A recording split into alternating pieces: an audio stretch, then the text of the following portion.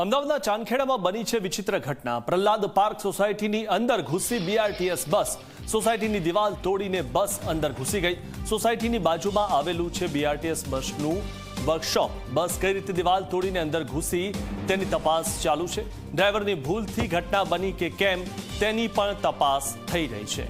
તો BRTS bus કેવી રીતે ચાલે છે તે આ દ્રશ્યોમાં આપ જોઈ શકો છો। દિવાલ તોડીને અંદર ઘૂસી ગઈ। આ વિશે વધુ માહિતી મેળવી અમારા સંવાદદાતા અર્પણ કાયદાવાલા પાસેથી। અર્પણ, જે રીતે બીઆરટીએસ બસના જે ચાલકો છે કેવી રીતે બસ ચલાવતા હોય છે એ આ દ્રશ્ય પરથી પણ આપણે જોઈ શકીએ કે દિવાલ તોડીને બસ સોસાયટીની અંદર ઘૂસી ગઈ છે।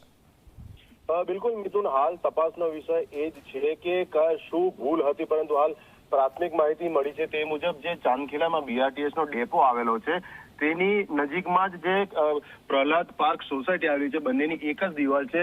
મળતી માહિતી મુજબ ડ્રાઈવર જ્યારે અહીંયા આ બસ બહાર કાઢવાનો પ્રયત્ન કરતા હતા તે દરમિયાન બસની બ્રેક લાગી નહીં અને બસ પાસે જ આવેલી જે સોસાયટી જેની દિવાલમાં ઘૂસી ગઈ છે। સદનસીબે ડેપોમાં અંદર બસ હતી એટલે ડ્રાઈવર સિવાય બસમાં કોઈ મુસાફર હાજર નહોતા, જેથી કોઈ ઈજાનો કે અન્ય કોઈ ગંભીર બનાવ બન્યો નથી।